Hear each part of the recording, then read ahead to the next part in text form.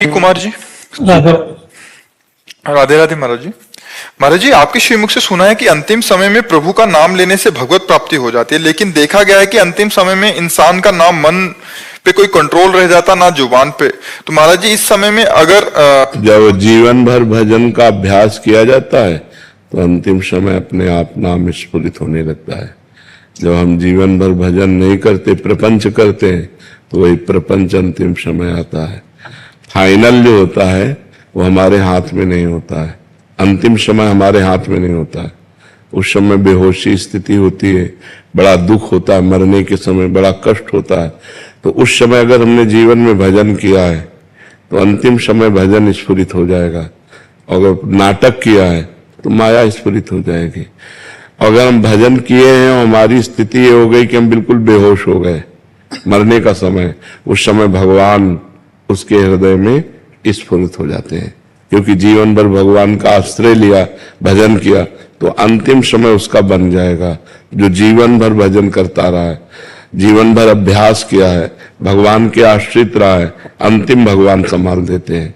भगवान कहते हैं उस समय मैं उसके हृदय में मंत्र बनकर, नाम बनकर स्फुरित होने लगता हूं। उस समय अपने आप चलने लगेगा, राधा राधा राधा, कृष्ण कृष्ण कृष्ण। अब जीवन भर गंदे आचरण के, प्रपंच के, तो अंतिम समय कैसे भगवान का नाम याद आ जाएगा? परम पवित्र भगवान का नाम जीवन में लिया नहीं तो अंतिम समय कैसे याद आ जाएगा? इसलिए फिर अंतिम समय नहीं आता। वही फोटो खींचती है, जैसे अपने खींचो ना, तो जैसी आकृति होगी वैसे ही। तो उस समय जैसे आपको आपका कर्म आपको सुअर बनाना है तो आपके चिंतन में वही आ जाएगा और आप अगला जन्म सुअर का बनेंगे। आपको प्रेत बनना है तो आपके दिमाग में वही आ जाएगा। अंतिम समय वही चलेगा और वही आपकी दुर्गति हो जाएगी। आपको भगवान को प्राप्त होना है तो अंतिम समय भगवान याद आ जाएंगे, भगवान को प्राप्त हो जाएगा। तो जीवन भर इसीलिए अच्छे आचरण किए जाते हैं, भजन किया जाता है कि हमारी मृत्यु सही हो, हमारी मृत्यु का समय भगवान का स्मरण हो जाए, इसीलिए भजन किया जाता है।